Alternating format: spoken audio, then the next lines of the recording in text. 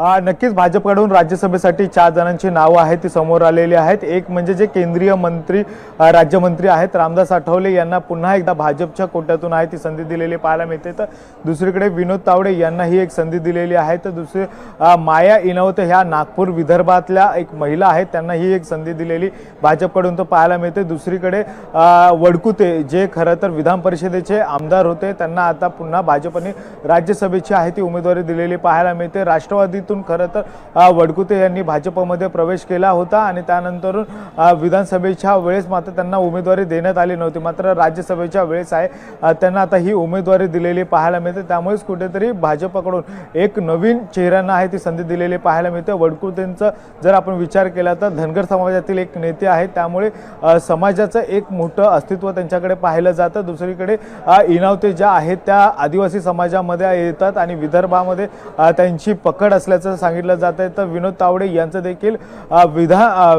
ज्यावेळेस 2014च्या नंतरून खरं तर 2019च्या वेळेस आहे ते विनोद तावडे यांचं तिकीट कापण्यात आलं होतं आणि त्यानंतर संघटनेमध्ये आहे ती मोठी जबाबदारी विनोद तावडे यांच्याकडे दिलेली पाहायला मिळत होती। मात्र आता पुन्हा एकदा विनोद तावडे यांनी 2 ते 3 बिहार सारख्या राज्यामध्ये देखील आहे महत्त्वाची कामगिरी आहे ती करून दाखवली होती आणि त्यानंतर आता विनोद तावडे यांना राज्यसभेची ही उमेदवारी द्यायला पाहायला मिळते। तर जे रामदास आठवले आहे ते वारंवार आपल्याला मित्रपक्ष म्हणून आहे ते रामदास आठवले यांच्याकडे पाहिलं जातं। महाराष्ट्राच्या विधानसभा असेल, महानगरपालिका असतील, या स्थानिक स्वराज्य संस्थेच्या निवडणुका असतील, रामदास आठवलेंनी एक महत्त्वाची भूमिका आहे ती घेतली होती आणि भाजपला पाठिंबा देण्यात आला होता। त्याच पद्धतीने आता रामदास आठवलेंना भाजपच्याच कोट्यातून ही मित्रपक्षाला म्हणून एक जागा सोडली पाहायला मिळते। त्यामुळे 4 जागा आहेत त्या भाजपकडून दिलेल्या पाहायला मिळतात सध्या तरी।